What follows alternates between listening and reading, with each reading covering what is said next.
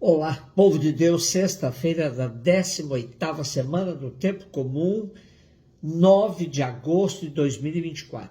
A nossa explicação de hoje é a partir de Naum 2, de 1, 3, 3, 1 a 3, 6 e 7. E Mateus 16, 24 e 28. Naum é um profeta menor do século VII a.C., tempo de alternância no poder entre os impérios assírio e babilônico. Naum parece ter conhecido a derrocada de Nínive, capital assíria, ou profetizou a sua queda.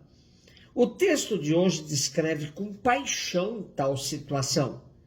Ai da cidade sanguinária, cheia de fraude, de violência e de contínuas rapinas. Ruído de chicotes, barulho de rodas, cavalos a galope, movimento de carros, ginetes ao assalto, espadas que reluzem, lanças que cintilam, multidão de feridos, mortos em massa, cadáveres sem fim. Tropeça-se nos seus cadáveres. Cobrir-te-ei de imundície e de infâmia. Hei de expor-te como espetáculo. Todos os que te virem fugirão de ti, dizendo: Nínive está devastada. Quem se compadecerá dela? Onde irei buscar quem te reconforte? A queda de Nínive, capital do Império Assírio, é celebrada com um teor de vingança e vista como possibilidade de inauguração de um tempo de paz para Jerusalém. Javé humilhou o opressor e isso era motivo de alegria e exultação para Judá. Assim Naum narra: eis sobre os montes os pés do mensageiro que traz notícias de paz. Celebra as tuas festas, ó Judá. Cumpre os teus votos, porque o ímpio não passará mais pela tua terra. Está completamente destruído. Porque o Senhor restabelece o esplendor de Jacó, assim como o esplendor de Israel. Pois os saqueadores despojaram e destruíram os seus sarmentos. Mas, na verdade, essa alegria de Judá tinha uma fraca consistência, pois se por um lado caía o Império Assírio, por outro a ascensão do Império Babilônico trará mais tarde consequências drásticas para Judá. Contemplando a história, vemos inúmeras quedas de tantos regimes despóticos, opressores, fascistas, como stalinismo, nazismo, franquismo, salazarismo, entre outros. É certo que a alegria que esses eventos de derrocadas desses sistemas trouxeram precisa se transformar em resistência permanente, pois eles foram derrotados, mas suas ideias ainda nos rodeiam. Tal resistência pode ser alimentada por pensamentos utópicos, de superação constante.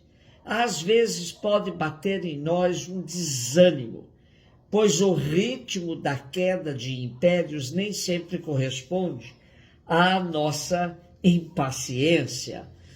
Já se disse que estamos vivendo uma mudança de época, muito mais que uma época de mudanças. É possível que ainda assistamos à queda do Império Norte-Americano, mas no horizonte o que vemos é a ascensão do Império Chinês. Eu gosto de uma expressão de nossos povos vizinhos. O ideal é no cambiar de amo, ou seja, não apenas mudar de patrão, mas sim conseguirmos a nossa autonomia, defendendo a nossa soberania de pátria verdadeiramente livre. Mateus 16, 24 e 28, Jesus disse aos discípulos: se alguém quer me seguir, renuncie a si mesmo, tome sua cruz e me siga. Pois quem quiser salvar a sua vida vai perdê-la, quem perder a sua vida por causa de mim vai encontrá-la.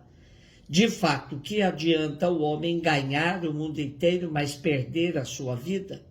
O que poderá alguém doar em troca de sua vida?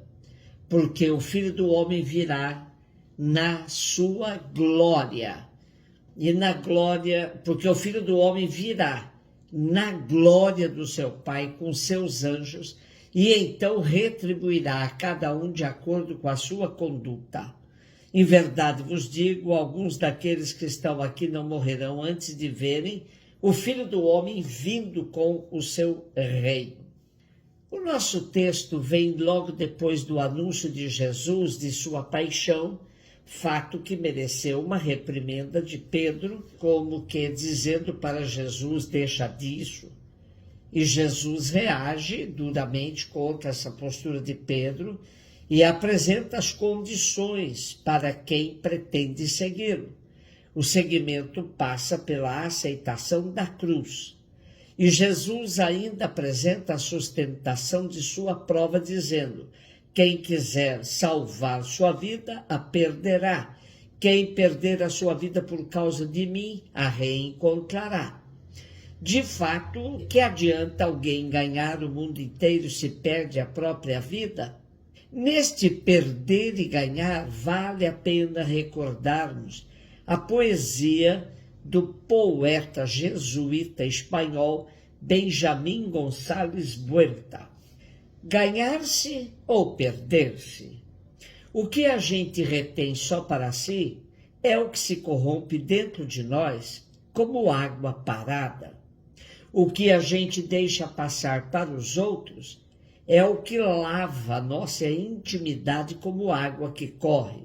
Tudo que é retido se deteriora até desintegrar-se, e o próprio coração se converte em carcereiro. Tudo que é presenteado cresce sem fim com vida própria, e nosso coração se converte em criador.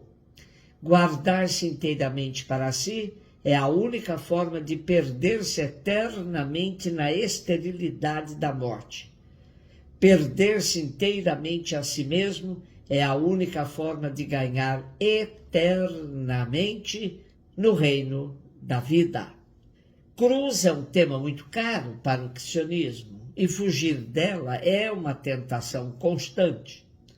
Há mesmo espiritualidades que se fixam no Cristo da glória, evitando Jesus histórico, Jesus de Nazaré, encarnado e crucificado. Refletir sobre a cruz nos propicia falar da humanidade de Jesus. Jesus crucificado nos revela a dimensão cristológica como o rosto do justo sofredor, torturado, ensanguentado, coroado de espinhos e morto, após um lancinante grito misterioso lançado ao céu, mas não contra o céu. E quem sabe a meditação da paixão do profeta e justo sofredor Jesus Cristo, desperte em nós forças insuspeitadas de resistência e de ressurreição. Por outro lado, meditar sobre a cruz nos remete às interrogações sempre em aberta sobre a presença do mal no mundo. Como nos diz Leonardo Boff, há um mal e uma dor que são o preço a pagar por todo o crescimento. Possui um relativo sentido em vista do bem almejado e logrado. Mas há um mal e uma dor que são fruto da imbecilidade humana e do desmesurado ódio de seu coração, mal e dores causados voluntariamente. E existe toda uma história do mal, a paixão deste mundo que se corporifica em ideologias, em estruturas e dinamismos sociais tendentes a gerar violência, humilhação e assassinatos coletivos. No contexto de assumir a cruz que Cristo nos indica como condição de seu seguimento, é claro que é a cruz própria de todos os processos libertadores, onde se assume a luta contra esta cruz imposta pela sociedade desigual, pelos regimes fascistas e desumanos, provocadores de cruzes desnecessárias. Na linguagem do teólogo John Sobrino, precisamos assumir o processo de descer da cruz os pobres crucificados pelo sistema capitalista, que fez do lucro o seu Deus e do mercado o seu evangelho. Deus nunca ficou indiferente às vítimas e aos sofredores na história. Por amor e solidariedade se fez um pobre, um condenado, um crucificado e um assassinado. Assim, tomemos a nossa cruz, sigamos Jesus, que passou pela cruz, mas ressuscitou, abrindo-nos novos horizontes na vida. Um beijo no seu coração.